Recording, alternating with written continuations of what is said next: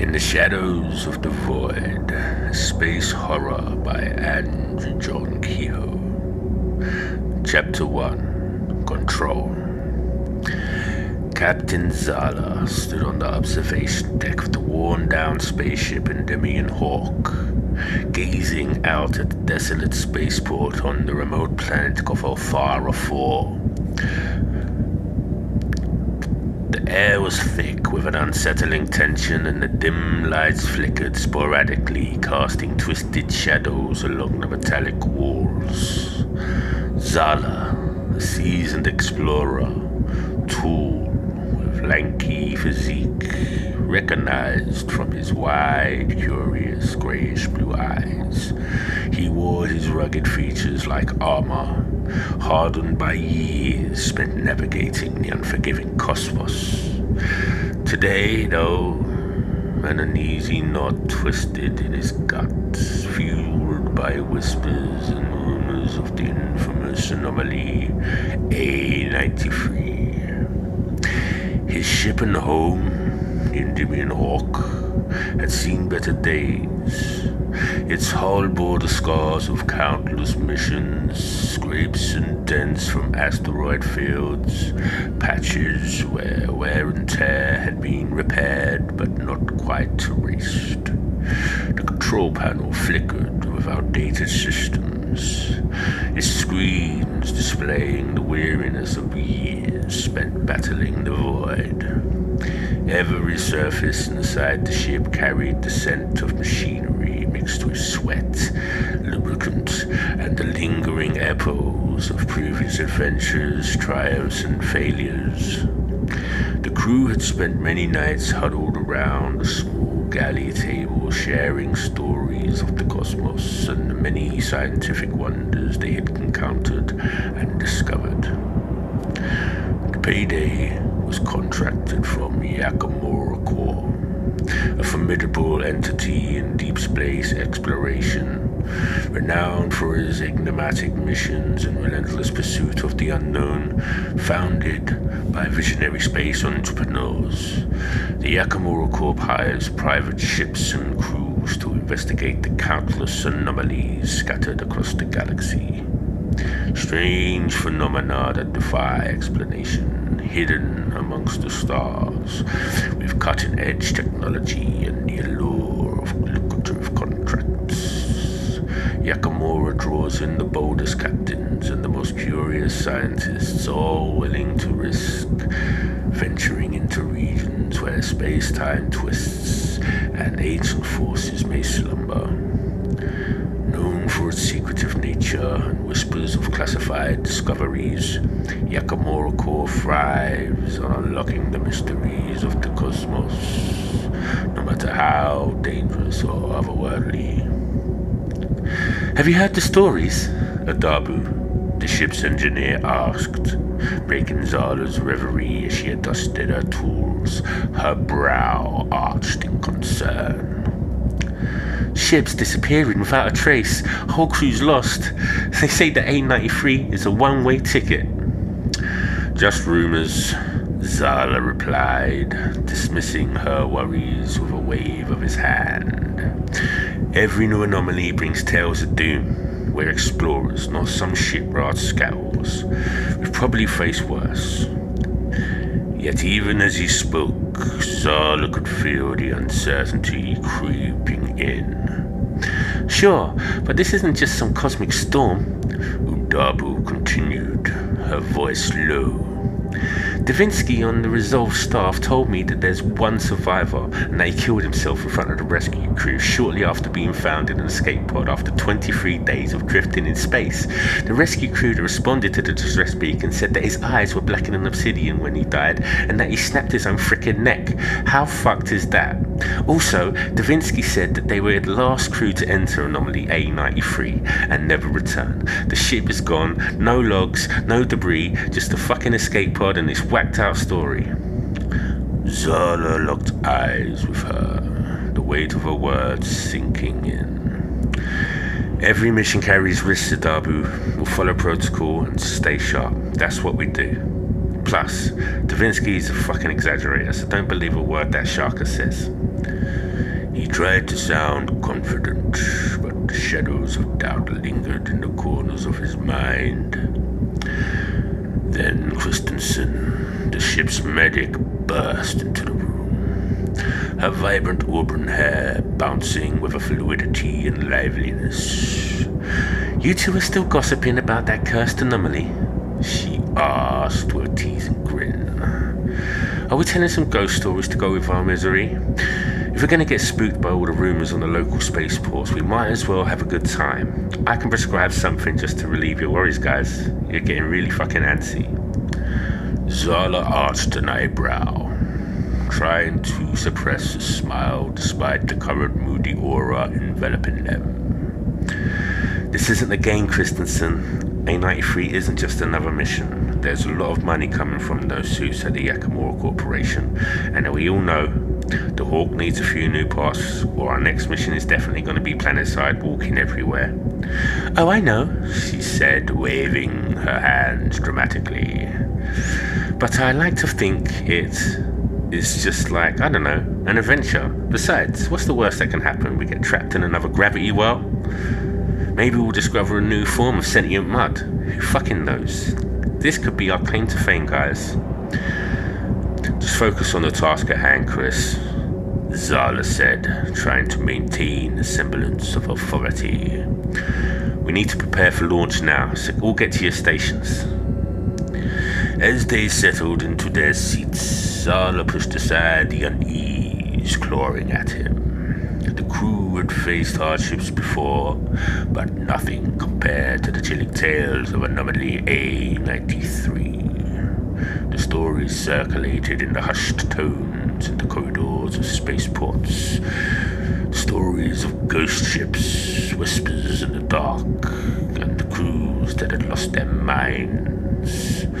He couldn't shake the feeling that they were stepping into something far darker than mere rumors. "Let's get moving," Zala commanded, his resolve hardening. "Engage the thrusters, Adabu." Chapter 2: Paralysis. With a nod, Adabu initiated the launch sequence. The Endymion Hawk groaned as it broke free from the gravitational pull of the planet, its engines roaring to life. The ship trembled slightly, a familiar sensation that reminded Zala of the many battles that they had fought together. The near misses and the narrow escapes, drifting back from his deep thoughts of times past, they were soon surrounded by the vast emptiness of space, the anomaly, a distant mass of darkness. Zala's heart sank as they approached the event horizon of A93, its darkness creeping towards them like the elongating, sinewy appendages of some unfathomable beast. "Entering visual proximity of the anomaly," Dabu announced, her voice steadily despite the unease rippling through the ship. The Endymion Hawk lurched as they crossed the threshold, engulfed by a thick black fog and an obscured visibility. Outside the viewport, shadows flickered and disappeared, playing tricks on the crew's minds like smoke, slowly winding and dancing in an airless room. At first, the environment was eerily quiet. The usual sounds of the ship's engines were replaced by a deep, almost primordial silence that settled like a thick blanket. Zala exchanged glances with Dabu and Christensen, who both wore expressions of uncertainty. "This feels strange," Christensen muttered, her earlier bravado faltering. "Is it just me, or is the air feeling thicker?" Zala nodded, the hairs on the back of his neck standing up. "Stay alert. Something isn't right here." As they ventured deeper, the unsettling quiet morphed into something else, a low, thrumming vibration that seemed to resonate through the ship's very frame. Zala's heart pumped hard as he fought against the overwhelming urge to flee. The whispers intensified, wrapping around them like a suffocating shroud. They were no longer just sounds, they were tangible, invasive, filling the ship with a sense of dread. "Can you hear that?" Dabu asked, her voice barely above a whisper. "It's almost like whispering." "It's just the ship creaking," Zala said through his own heart pounded heavier. "Focus on your instruments." But even as he spoke, a soft murmur seeped into his mind, indistinct and seductive, beckoning him to listen closer. As the Endymion Hawk navigated the anomaly, the shadows began to coalesce into grotesque shapes, merging into nightmarish visions. A flicker of movement outside the viewport, something dark and amorphous shifting just beyond the reach of their instruments. "Did you see that?" Christiansen gasped, her eyes wide with terror. "Something fucking moved out there." "Calm down," Zala barked, gripping the controls. "It's just space debris, or maybe a trick of the light." Deep down, he felt anxiety rise. The tales of A93's consuming darkness loomed larger with every passing moment. Suddenly, the ship stuttered and shuddered violently, the lights flickering as if responding to an unforeseen force. Zala's heart raced as he fought his urges to turn the Hawk around and full speed it back to Corio Station 3, where the population was closest from this point. The whispers intensified, a collective cacophony of fear that seemed to seep into each of their minds. "Something's really wrong," Udabu shouted, her eyes darting around the cockpit. "We should all just get the fuck out of here." "Just focus," Zala commanded, desperation creeping into his voice. "We can't panic now. We just need to keep it together until we hit the center, and then we can run the scans, get paid, then we can get the fuck out of here." Just then, the cockpit door opens and 3 more crew members join them in the cockpit. Their expressions were ranging from anxious to excited. Lieutenant Takara, the ship's navigator, was always calm under pressure. With her short black hair and sharp features, she had quiet intensity that grounded the crew. Milo, the ship's botanist, was an exuberant young man with a penchant for finding trouble in the most unusual places. His curly hair and bright eyes brought a spark of energy, but he often seemed oblivious to danger. Lastly, Grigor, the ship's security chief, was a stocky and broad-shouldered, no-nonsense individual who thrived on discipline and order, typical of war veterans of the Titan resource wars of years past. His gruff demeanor often masked a deep-lying loyalty to his crew. "We picked up strange regions, Captain," Takara said, her voice tense. "It's like something's trying to communicate with us, but it's warped." "Warped how?" Zala asked, feeling the pit of dread in his stomach deepen. "Like, I don't know, I'm not sure. Like, it's blending together?" She replied, her brow furrowed in confusion. "I just can't make sense of it. It's almost like..." Suddenly, a jarring crash echoed through the ship, interrupting her. The lights flickered on and off, and on and off again, plunging them into darkness for a brief moment before the emergency lights illuminated the cockpit. Chapter 3: Rejection. What in Jupiter's nutsack was that? Milo shouted, panic rising in his voice. We're going to die, aren't we? I wanted to see Earth again. My Tiffany. Shut up, Milo. Zala snapped. We can't afford to lose it right now. Calm the fuck down, Darby shouted, her hands gripping at her console. We need to check the ship's integrity, not just yell at each other. The sensors indicate that the last contact, something has penetrated the hole in the cargo bay aft section. Let's check this before it gets bad, Takara suggested, glancing at the readouts flashing on her screen. We need to ensure that nothing is lost or damaged, but it seems that one of the nanosealant stacks has done its job and lodged itself into the breach and blocked the breach for now. Pressure is normalizing, but we need to check, secure, and reinforce. They all nodded in agreement, a silent understanding forming amongst them.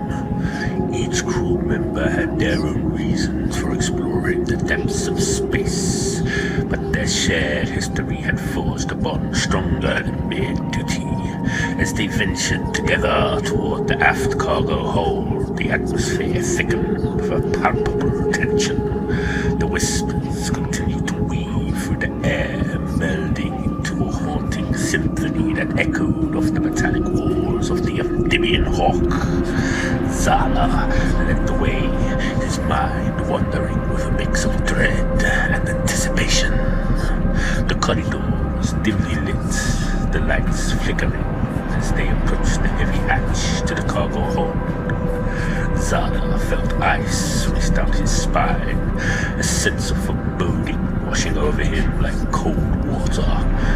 Memories of previous missions, both victories and defeats, flooded his mind, contrasting sharply with the strange, unusual sensation of vulnerability that now enveloped him. Let me take point, McGregor said, stepping forward with a firm resolve and SAR-15 in his grip, his broad shoulders squared, ready to confront whatever lay beyond. The crew formed a tight formation behind him, their shared apprehension binding them together. As Gregor pressed the hatch control, the door hissed open, revealing the cargo hold cloaked in shadows. The flickering lights cast eerie shapes on the walls, and the heavy silence settled over them. Stay close, Zala instructed, scanning the rooms they stepped inside. Rows of cargo crates lined the walls and a flapping rubberized slapping of the sealant covering the hole where something had pierced the hull of the Endymion Hawk. But no debris or objects on the cargo hold's floor that they could see. Something felt very wrong to them. The air was warm, which made no sense to Zala, tinged with a scent that was vaguely familiar yet profoundly repulsive. Can you hear that? Odabu whispered, her voice barely audible over the low hum of the ship's systems. What? Zala asked, straining to listen. The whispers had taken on a sharp quality, distinct voices echoing from somewhere deep within the hold. They felt like a smoke fiber curling around his mind, enticing him to listen. It's like a chant, Darbu murmured, her brow raised in concentration. It's like a kind of hymn or some weird mantra. Can't you block it out and quit your whining and trying to think? Gregor snapped, his patience wearing thin. We have a job to do. It's not that simple, she retorted, her voice trembling. It's like the air is actually saturated with it all. Milo stepped closer to one of the crypts. Curiosity peaked despite the dread in the air. What if it's something from that blackness we saw on approach? Some form of life we've never encountered? His eyes sparkled with a fascination, but his voice wavered, betraying his anxiety. Before anyone could respond, the lights dimmed further, plunging the hold into near darkness. The whispering escalated, growing louder and more frantic, echoing through space like a haunting lullaby. The shadows seemed to ripple, contorting into grotesque shapes that lurked just beyond the edges of their vision. "Back away from the crates now!" Zal barked instinctively, stepping in front of Milo. He felt the weight of their fear pressing down on him, a tide of anxiety threatening to sweep them all away. Suddenly, the shadows coalesced into a swirling mass, and Zal stopped and breathed heavily as he felt the oppressive weight of something ancient and powerful. "What the hell is that?" He gasped, his voice barely above a whisper. From the darkness, a horrific figure emerged, its form shifting and undulating as if it were woven from shadows themselves. It had no definitive shape, only a mass of tendrils and eyes, each one pulsating with glow, glancing hungrily at the crew. A nightmarish blend of organic and mechanical, its presence filled the room with a sickening sense of dread. "Run!" Gregor shouted, his instinct for survival kicking in. The crew scrambled back towards the hatch, their hearts racing with terror as the creature lunged forward, tendrils snapping like whips in the air. Zala barely managed to slam the hatch shut before the tendrils could reach them, the heavy door thudding against the frame. They huddled against the wall, panting heavily, fear coursing through their veins. Chapter 4: Abandonment. Gregor was suffering. Zala could see the man being haunted from the uncharacteristically fearful and confused look in his eyes. Gregor's eyes were usually wild. To a stranger, they would guess he was just on high alert. But no, he was melting down. Perhaps a dark repressed memory shaken awake during a traumatic horror. Gregor served in the corporate resource war of Titan, mankind's most brutal conflict with a 70% casualty rate, meaning not many veterans were alive today to tell of the horrors that you can now see on the History Archive's video decks. "What is that?" Christiansen gasped, her face pale as she tried to catch her breath. "I don't know, but it's not just a breeze. Stay sharp," replied Zala, struggling to remain and maintain his composure. "We need to seal off the hold and get the fuck away from here." "Are you serious?" Milo exclaimed, wide-eyed. "You want to leave it back there? What if it gets out?" "We don't have a fucking choice," Zala snapped, frustration and fear battling within him. "We're already on the brink, mate. We need to regroup and figure this out now." As they retreated into the control room, the whispers followed them, echoing through the corridors of the Endymion Hawk. The atmosphere had shifted into something malevolent, an oppressive force that clung to their skin and weighed heavily on their hearts.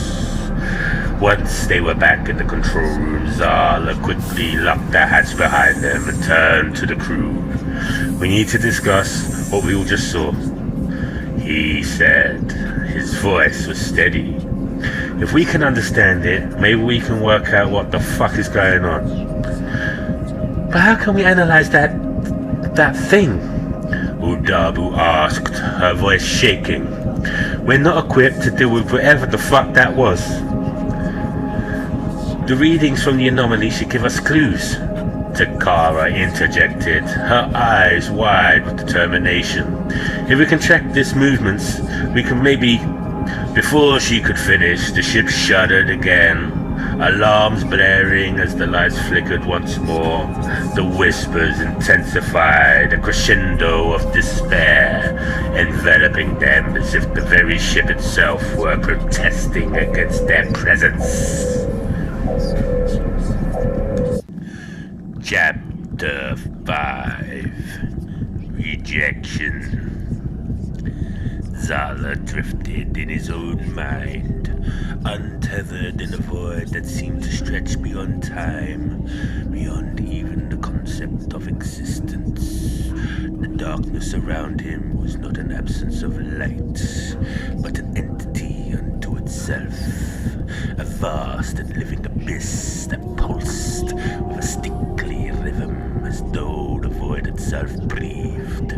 Shapes flickered at the edges of his perception, always receding when he tried to focus, yet whispering in the back of his mind their murmurs forming impossible words. He felt his mind pry open like a brittle shell, his thoughts spilling out and being devoured by a presence he could not see, but he knew was there. A cosmic predator whose existence was so vast, so ancient, that it dwarfed the universe itself. Faces emerged from the darkness, distorted reflections of himself, twisted in grotesque agony, eyes wide with knowledge of something beyond terror. His sense of self fractured. Each splinter became another consciousness, each one helplessly swallowed by the insidious tendrils of the thing that slivered into his core. He felt it sift through his memories, spray open his deepest fears, and unravel his soul thread by thread, not out of malice, no, but out of some cold, indifferent curiosity. There was no light, no end, only the knowledge that his nightmare had always been waiting for him, an eternal cycle of despair from which he could never awaken. The Captain Zala understood then that he was nothing, a fleeting thought in the dreaming mind of an ancient, indifferent god whose vastness consumed all hope. What is happening? Christiansen shouted, clutching the edge of her seat. I don't know, Zala replied, struggling to maintain control. The anomaly is reacting to us. It knows we're here somehow. Captain Zala tried to remotely restart the engine from the control room, an attempt to get away from anomaly A-93. But the ship was locked in place, gripped by whatever was outside in the cold void. He looked around to his crew. All were shocked from the moment. Nobody had experienced nothing like this. Nobody had ever imagined something like this. A panic surged through the crew. Zala felt a crushing despair settle in. He glanced at Gregor, staring blankly at the controls, the flicker of sanity fading from his eyes. Stay with us, Gregor, Zala urged, sensing the impending madness that threatened to consume his friend. But Gregor only shook his head, the spark of determination extinguished. It's too late. We're already lost. Listen to hear of the fight. I should have died on Titan a long time ago, he muttered, his voice hollow and deflated. What are you thinking, Gregor? Gregor, no! What are you doing? Zala shouted, but it was too late. Gregor's eyes had glazed over, the grip of the anomaly seeming to wrap around his mind, pulling him into an abyss of despair. With a chilling scream, he lunged for the control panel, fingers grasping at the switches. The crew shouted in protest. Zala tried to dart across the control room to stop him, but it was futile. Gregor slammed his fist down onto the emergency release, triggering the cargo hold hatch to open once again. Gregor opened the control room door and ran out, sealing behind him. Looking through the porthole on the door, Zala saw the horror unfold. The dark tendrils from the anomaly surged forward, coiling around Gregor as he ran into the void, his cries echoing in the ears of everybody, screaming as the crew just looked at each other in shock. "No!" Zala screamed, reaching for the door release, but something stopped him. The darkness swallowed Gregor whole, leaving only silence in its wake. The crew stood frozen, horror etched into every face. "What's he gonna do to him? Oh my God!" Odabu gasped, tears in her eyes. "We have to do something." "We just need to keep moving," Zala shouted, his voice breaking. The whispers grew louder, a cacophony of torment that clawed at their sanity. What the fuck? What the fuck is going on? Gregor. Fucking Gregor, damn it! We can't take anyone else.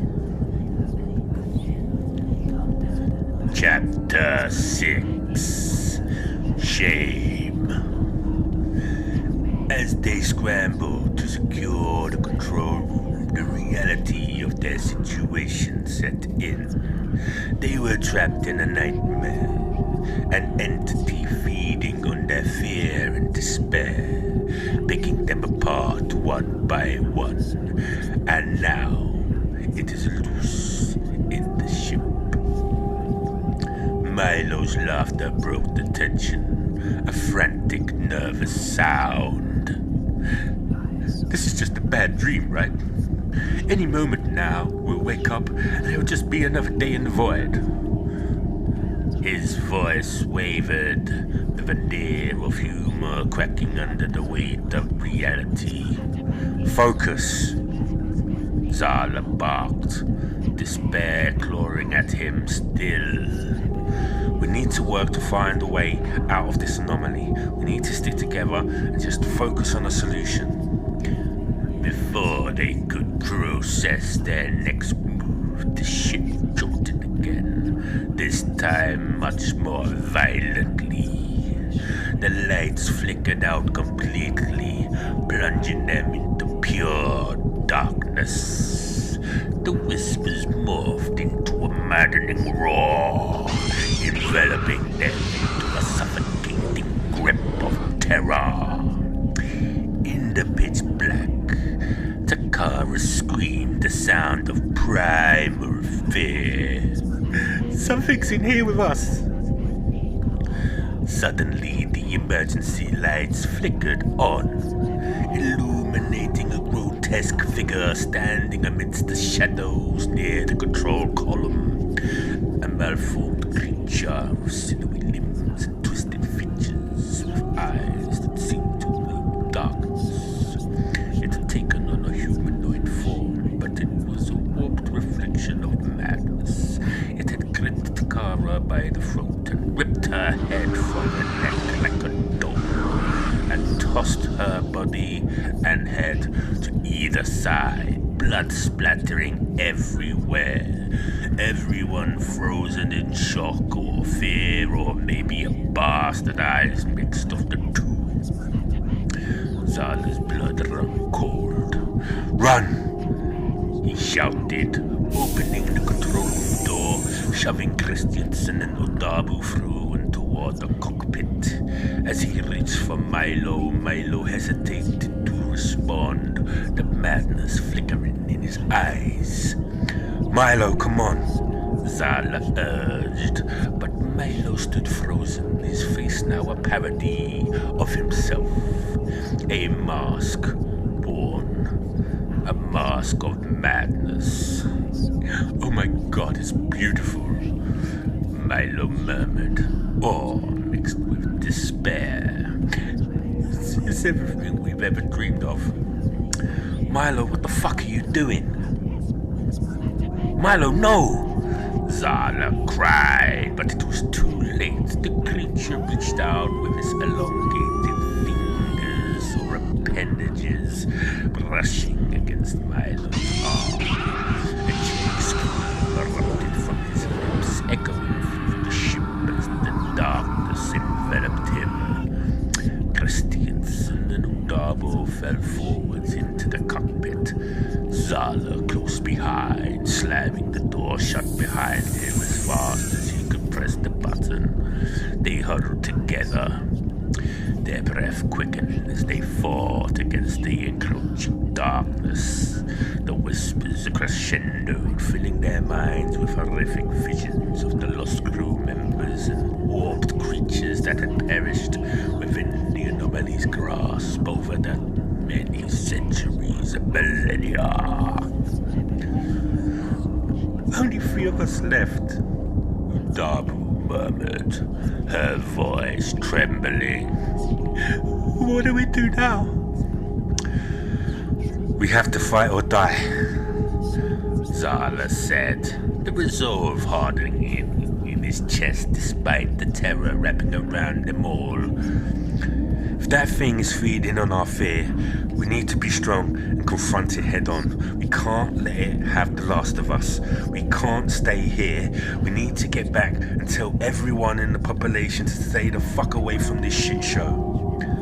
Zala moved to the console, hand shaking as he began typing furiously. We need to scan for any weaknesses, he said, his voice steadying despite the chaos around them all. If we can find a weak point in the anomaly's grip, maybe we can break free. Can we? Christiansen gasped, her voice laced with uncertainty. This place is fucking alive and it doesn't want us to leave. Look, remember the gravity well? We've definitely faced worse odds than this, Zala insisted, pushing down the rising panic. We always find a way, but only if we don't break. We've got this, guys. The 3 of them worked in a frantic rhythm, the quiet desperation of their situation fueling their actions as Zala scanned the control panel for navigational data. He felt the weight of their situation pressed down upon him. The remaining members of their crew were gone, devoured by madness and despair. He could not afford to let them befall the same fate as the others. The ship trembled again violently, the lights flickering ominously, the whispers intensifying, morphing into distinct tortured cries, the voices of their fallen comrades echoing in their ears. Zala clenched his fists, rage boiling within him. I've had enough of this shit, he shouted into the darkness, his voice booming against the roar of the anomaly. You can't have us. We are not your prey to have. The ship shuddered as if the anomaly responded to his defiance, the whispering turning into a cacophony of anguish. The creature materialized outside the viewport, its grotesque form twisting and contorting as it pushed against the hull of the amphibian hawk. It's coming for us, Christiansen cried, stepping back, her face pale, barely able to get a word from her lips. We have to get out of here. I'm trying to find a way, Zala snapped, the tension in his voice matching the frantic energy in the cockpit. Just hold on, guys. He punched a few more buttons on the console, desperate for any solution. Chapter 7. Humiliation. As Zala worked the console, running out of patience, Udabu's eyes widened in a realization. Wait, the energy readings from before. Guys, I've got it. If we can reverse the polarity on the engines, we might be able to create a rupture strong enough to break through the anomaly's grip. Just do it, Zala barked, adrenaline coursing through his veins. We don't have much time. Udabu sprang into action, her hands flying over the controls, expertly inputting the commands. The ship continued to shake violently, the oppressive presence of the creature pressing against them, clawing at the seams of their sanity. Just a little longer, Udabu shouted, her voice strained with effort. I can do this.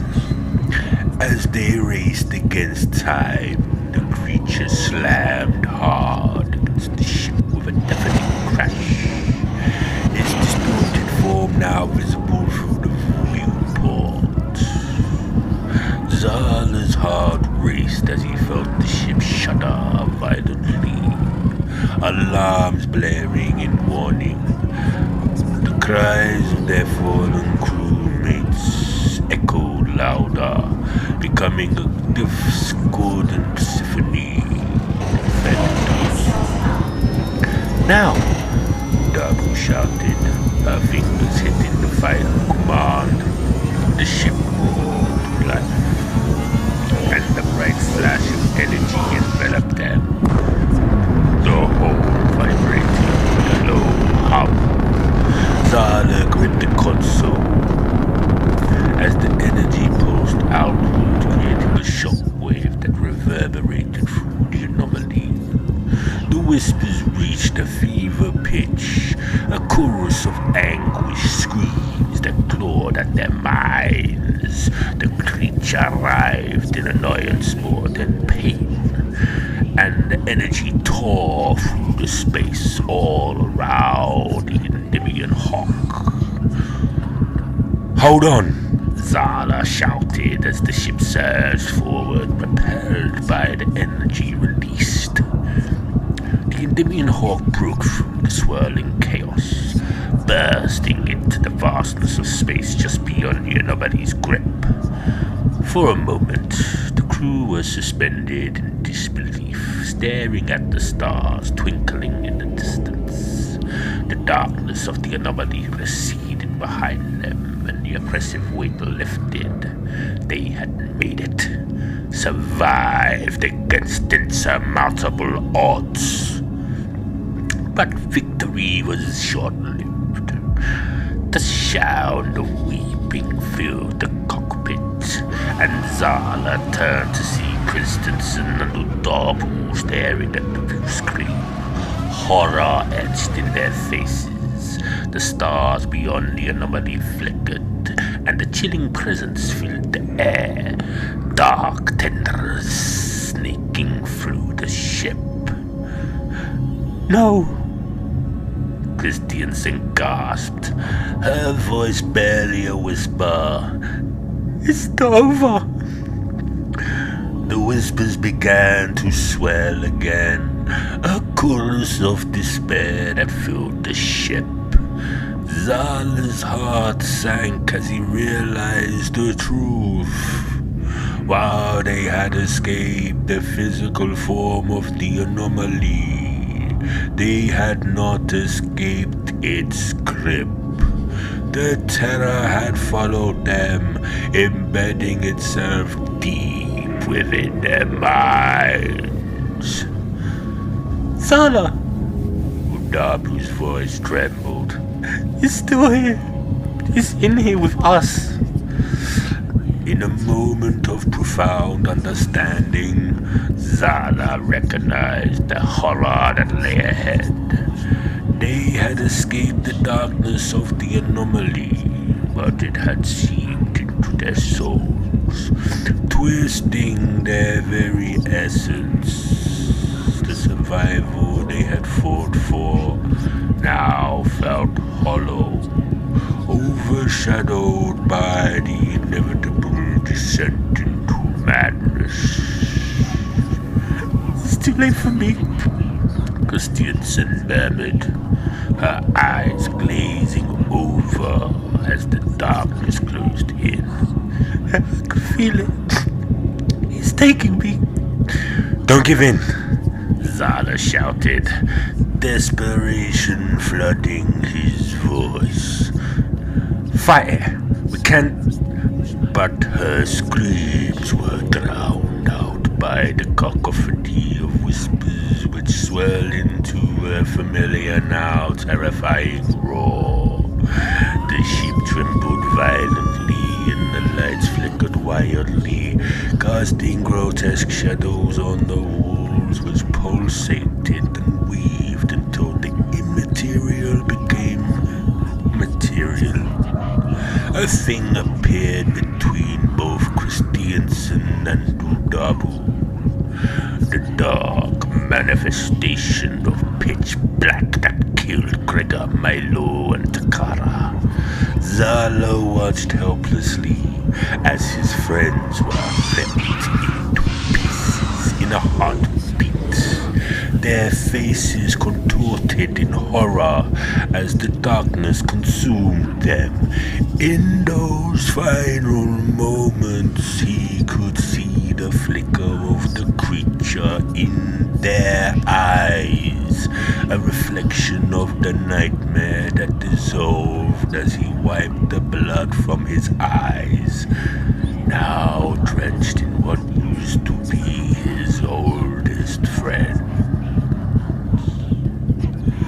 Zala felt a profound sense of loss wash over him. He had fought to save his crew, to escape the grasp of the anomaly.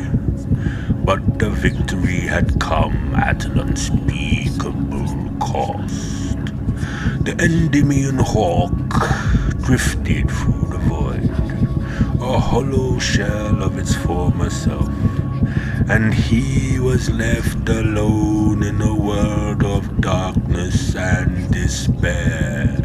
He sat, he didn't move for what seemed like eternity. The whispers faded into silence, leaving Zala with the haunting knowledge that he was forever marked by the horrors of A93. The Endymion hawk drifted silently through the cold expanse of space, its once vibrant corridors now echoing with the absence of laughter and camaraderie. Zala, the lone survivor, stood in the dim light of the cockpit, staring out at the vastness before him. Stars twinkled in the distance like distant memories, each one a reminder of the crew he had lost and the horrors they had faced together. The ship's systems hummed softly, the one comforting sound of machinery, now transformed into an alien symphony. Zala could feel the void pressing in on him from all sides, a darkness far deeper than the cold of space. He ran a trembling hand through his hair, the strands damp with sweat, his thoughts racing in frantic circles. As the cold vacuum of space surrounded him, Zala felt the creeping sensation of the anomaly's presence. Though he had escaped his physical grasp, the malevolent energy had seeped into his very soul. The whispers of his lost crew filled the cockpit once more, their dissonant voices echoing in the shadowed corners of his mind. Zala! A voice called softly, almost tenderly, and Zala shivered as he recognized it. It was Kristen's Help us. We're still here. No! Zala screamed, shaking his head, his voice barely audible. You're gone. I can't help you. I'm so fucking sorry. But the whispers grew louder, more insistent, overlapping in a chaotic chorus of despair. Faces flashed before him, Gregor's frantic eyes, Milo's fading laughter, Takara's fierce determination, Odabu's soft words, and Christensen's bright smile now twisted into grotesque masks of agony. The darkness had taken everything good and pure and transformed it into something monstrous. The ship trembled and the lights flickered, shadows dancing across the walls like mocking phantoms. Zala gripped the console, his knuckles white as if holding onto it could somehow help him stay grounded in reality. He had fought so hard to resist the despair, but the abyss loomed ever closer, its cold tendrils wrapping around his mind, whispering the promises of oblivion. Join us, Zala. The voices urged, a soft, maddening symphony. Just let go. Just let go.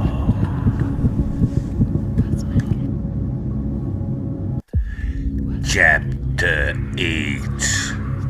Unknown. The captain was falling, not through space, but through a darkness so profound that it seemed to swallow even the concept of reality itself.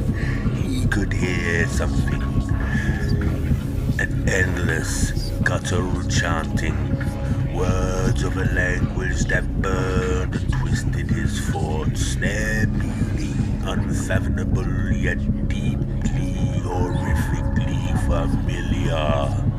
His body was gone, replaced by 1,000 shifting forms, each one bursting and reforming in a dance of pain and confusion.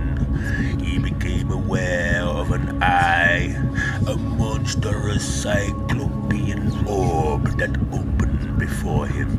Its gaze stripped away his memories, his desires, until only raw, shapeless fear remained. The eye was not looking at him, but through him, seeing all his moments across time, fracturing them into a kaleidoscope of failures and regrets. He felt his mind split, each fragment becoming its own shattered reflection, and in every reflection there loomed a shape, an ancient writhing thing that filled every corner of the void, its limbs infinite, each one caressing a different piece of his broken psyche. Reality warped, folding in on itself, as space became time and time became thought. He realized he was trapped within a monster's mind, a twisted reflection of its incomprehensible dreams. He could feel his sanity unraveling, each strand of reason devoured by the endless hunger of the thing, a hunger that bore no hatred, only an all-consuming emptiness. And in that final moment, as the last thread of his consciousness slipped away, he understood. There was no captain, no ship,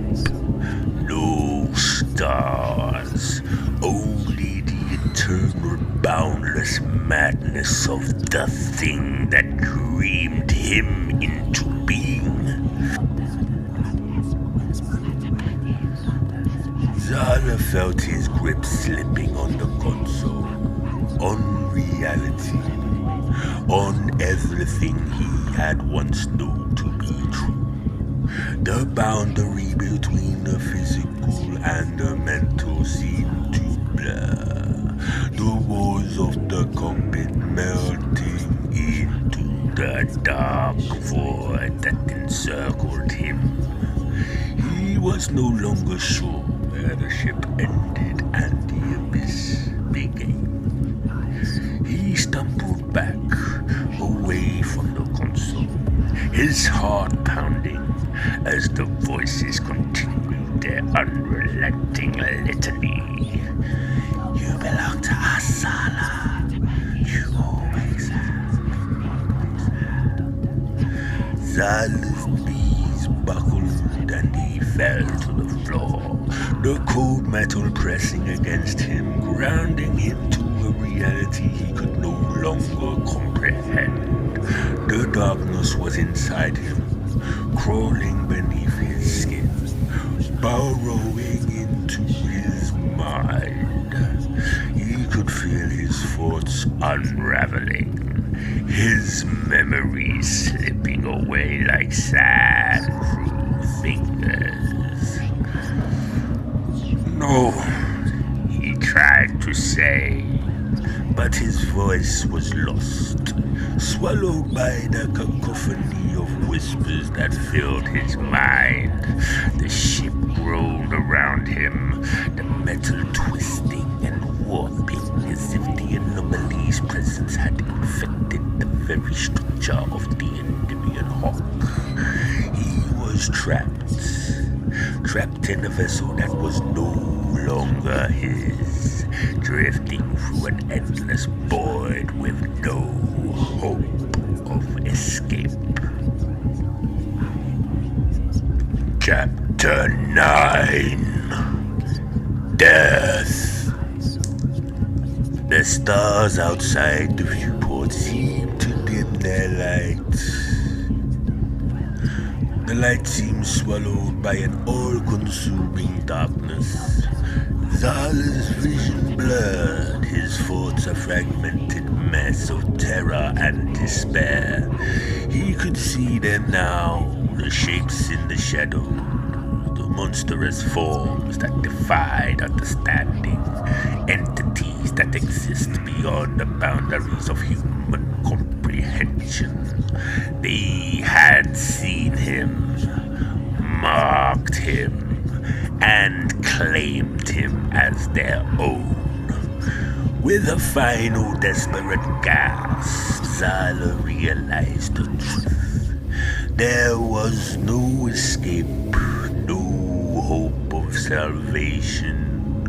The anomaly was not a thing that could be fought, not a creature that could be killed. It was a force beyond the grasp of reason, a manifestation of the infinite void, of the madness that lurked in the darkness corners of existence. It was the abyss, and it had taken hold of him, body and soul. The captain stood before the abyss, no longer fighting, no longer afraid. The darkness called to him, not as a terror, but as a long-lost home.